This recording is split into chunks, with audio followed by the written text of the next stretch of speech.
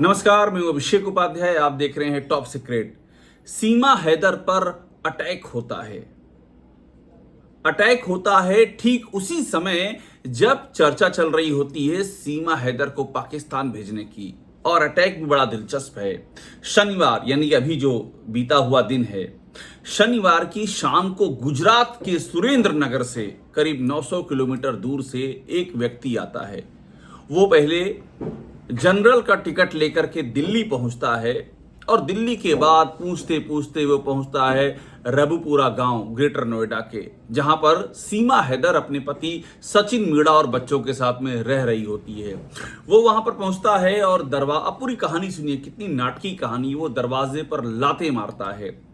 दरवाजा खोलने कोई और नहीं आता है, खुद सीमा हैदर दरवाजा खोलने आती है। और जैसे आती है वो सीमा हैदर का गला दबाने की कोशिश करता है, उसको 3-4 हाथ मारता है। इस बीच में घर वाले पकड़ लेते हैं, उसको मारते पीटते हैं और पुलिस के हवाले कर देते हैं।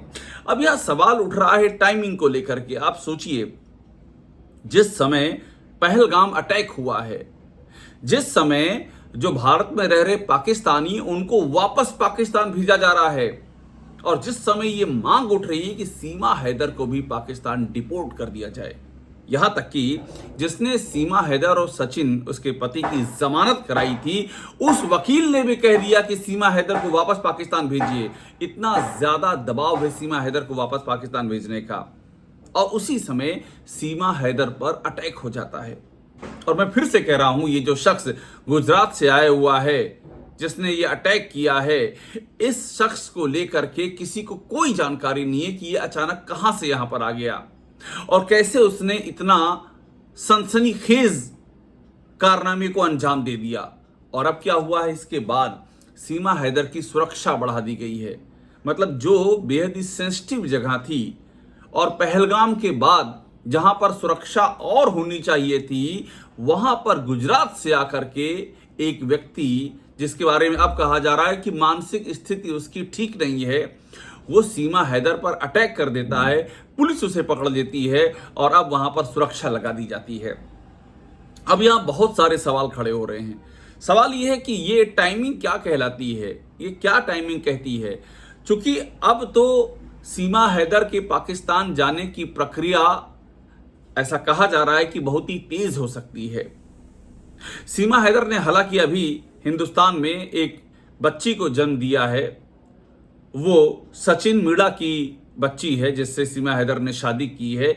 लेकिन इसके बाद भी अभी भी सीमा हैदर का मामला कोर्ट में लंबित है।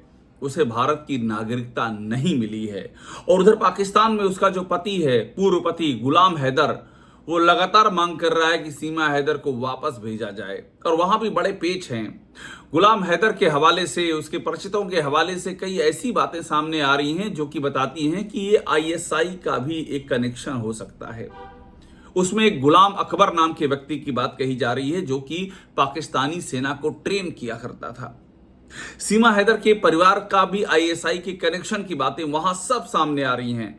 और सीमा हैदर जिस तरह से भारत आई थी, वो भी सवालों के घेरे में रहा है। पाकिस्तान से नेपाल आना, नेपाल में नाम बदल करके रुकना। मैं तो उस होटल में भी गया था काठमांडू में, जब सीमा हैदर का यहाँ आना हुआ था। ये 2023 का वाकया है। उस होटल में मैंने पाया था कि वहां नाम बदल करके सीमा हैदर रुकी हुई थी और सचिन मीणा।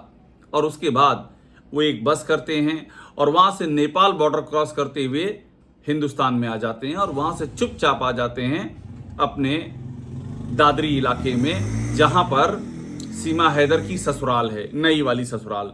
और वहां पर रहने लगती है। बाद में ये राज खुलता है कि आखिरकार ये हुआ क्या था।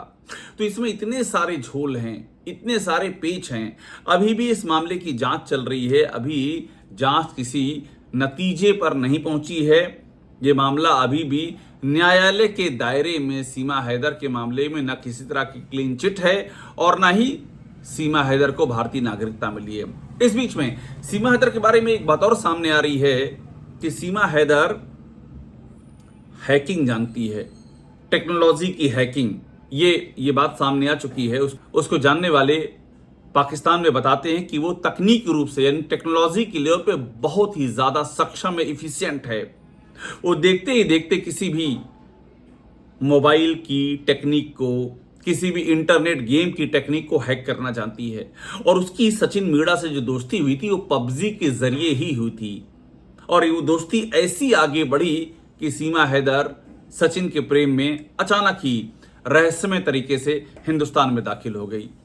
और आप सोचिए, ये जो शख्स गुजरात से आया है, गुजरात के सुरेंद्रनगर से, और जिसने सीमा हैदर पर अटैक करने की कोशिश की, ये कह रहा है कि सीमा हैदर ने मुझ पर काला जादू कर दिया था।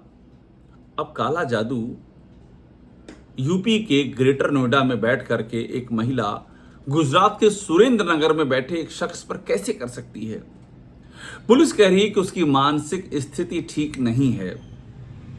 मगर सवाल ये उठता है, अगर मानसिक स्थिति भी ठीक नहीं है तो गुजरात से लेकर के और उसका यूपी के नोएडा आ जाना और नोएडा में सीमा हैदर के घर पहुंच जाना, जिस व्यक्ति की मानसिक स्थिति ठीक नहीं है उसके पास इतनी एक्यूरेट इंफॉर्मेशन कैसे है कि वो सीमा हैदर के घर पहुंच जाता है? और वो जब वो नॉक करता है, जब लात मारता है, आप सोचिए अगर कोई आपके दरवाजे पे लात मार रहा है, अगर कोई आपके घर पे अटैक कर रहा है तो सबसे पहले कौन सामने आता है? घर के पुरुष व्यक्ति ही सामने आते हैं। ये एक आम परंपरा है, ये खासतौर पे गांव के इलाकों में महिलाएं सामने नहीं आती। लेकिन यहां पर रिपोर्ट ये कहती है कि सीमा हैदर ही दरवाजा खोलती है और वो सीमा हैदर पर अटैक कर देता है। अब इस पूरी कहानी के तार कहां से जाके जुड़ रहे हैं, ये तो पुलिस की जांच का विषय है। मगर सवाल कई सारे खड़े हो रहे हैं। सवाल खड़े हो रहे हैं पहलगाम को लेकर के।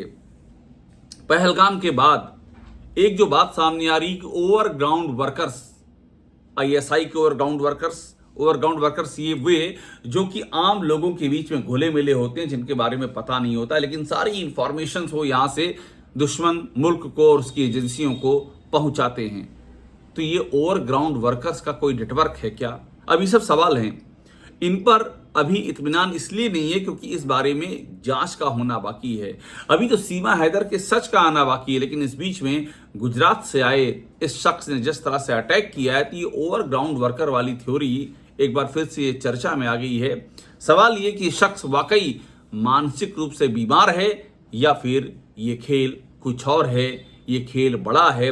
जिस तरह से सीमा हैदर हिंदुस्तान आती है, फर्राटेदार हिंदी बोलती है, जैसा लगता है कि यहीं पर पली बढ़ी और पैदा हुई हो।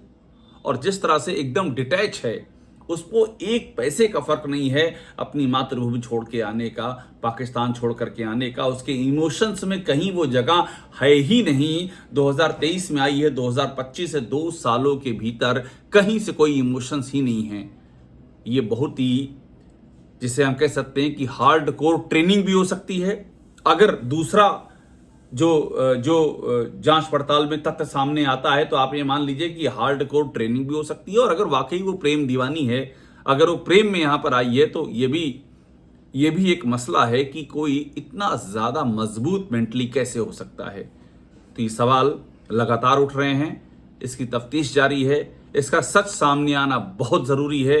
क्योंकि अगर ये सच जिस तरह के कयास लग रहे हैं उन कयासों के अनुरूप रहा तो ये इस देश की राष्ट्रीय सुरक्षा के लिए एक बड़ी चुनौती है। टॉप सीक्रेट को देखते रहिए, लाइक कीजिए, सब्सक्राइब कीजिए। आपको यहाँ सारी महत्वपूर्ण खबरें नए नए एंगल के साथ में मिलती रहेंगी।